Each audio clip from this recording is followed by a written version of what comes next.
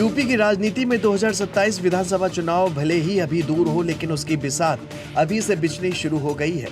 खासकर पूर्वांचल में हर मुकाबला, हर संकेत और हर तस्वीर के राजनीतिक मायने निकाले जा रहे हैं। इसी बीच भारतीय कुश्ती संघ के पूर्व अध्यक्ष और बीजेपी के प्रभावशाली नेता बृजभूषण शरण सिंह तथा जौनपुर के पूर्व सांसद धनंजय सिंह की एक साथ मौजूदगी ने नई चर्चाओं को जन्म दे दिया है। बताएंगे आपको इस वीडियो में। हाल ही में रितेश्वर महाराज के सोशल मीडिया हैंडल से कुछ तस्वीरें और एक वीडियो सामने आया, जिसमें दोनों नेता गुरुदेव से आशीर्वाद लेते हुए नजर आए।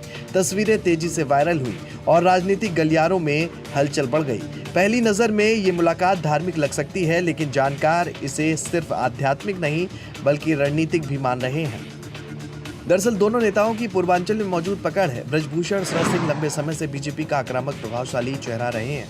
गोंडा, बहराइच, अयोध्या और आसपास के इलाकों में उनका असर साफ दिखाई देता है। वहीं धनंजय सिंह जौनपुर और पूर्वांचल के कई जिलों में मजबूत सामाजिक और राजनीतिक प्रभाव रखते हैं। लोकसभा चुनाव के दौरान उन्होंने बीजेपी को समर्थन देकर पहले ही अपने राजनीतिक संकेत दे दिए थे।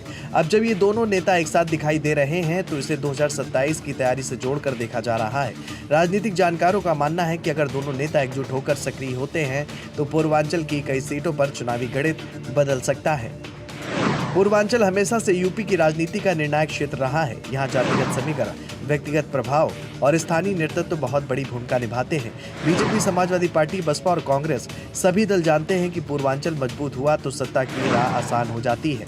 लेकिन बीजेपी पहले से ही योगी आदित्यनाथ के नेतृत्व में 2027 की रणनीति तय कर चुकी है। पार्टी विकास, कानून व्यवस्था और मजबूत प्रशासन को अपना मुख्य एजेंडा बना रही है। ऐसे में बृजभूषण जैसे प्रभावशाली क्षेत्रीय नेता पार्टी के लिए और भी अहम हो जाते हैं।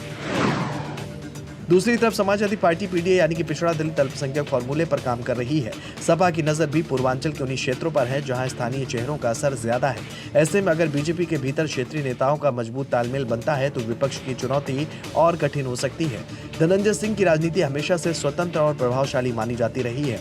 उनका समर्थन किसी भी दल के लिए स्थानीय स्तर पर बड़ा फर्क ला सकता है। वहीं बृजभूषण शरण सिंह की जनसभाएं और सीधी राजनीतिक शैली उन्हें अलग पहचान देती है। दोनों का साथ आना सिर्फ एक तस्वीर नहीं बल्कि शक्ति प्रदर्शन भी माना जा रहा है। अब सबसे बड़ा सवाल यही है कि क्या ये मुलाकात सिर्फ आशीर्वाद तक सीमित रहेगी या आने वाले दिनों में ये एक बड़े राजनीतिक गठजोड़ में बदलेगी। क्या पूर्वांचल में बीजेपी एक नया मजबूत समीकरण तैयार कर रही है और क्या विपक्ष इस बदले हुए समीकरण को समय रहते समझ पाएगा। तो आपको बता दें कि 2027 का चुनाव अभी दूर है, लेकिन पूर्वांचल ने संकेत देना शुरू कर दिया है। यहाँ बनने वाले समीकरण ही आगे चलकर लखनऊ की सत्ता की दिशा तय करेंगे। ये तो आने वाला समय ही बताएगा।